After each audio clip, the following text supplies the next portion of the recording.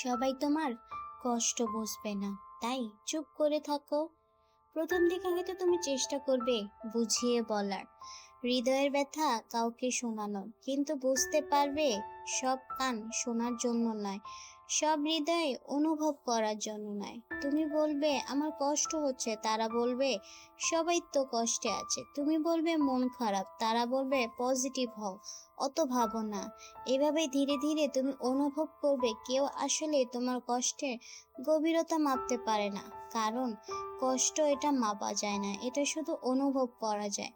যারা সত্যিই তোমাকে ভালোবাসে তারা তোমার চোখের ভিতরে পড়ে নেবে কষ্ট রেখা, কিন্তু যারা শুধু কথায় সঙ্গ দেয় তারা ব্যস্ত থাকবে তোমার ব্যথাকে যুক্তি দিয়ে অস্বীকার করতে। তাই তুমি শিখে যাবে চুপ করে থাকা, নিজের কষ্ট নিজের ভিতর রাখার কৌশল।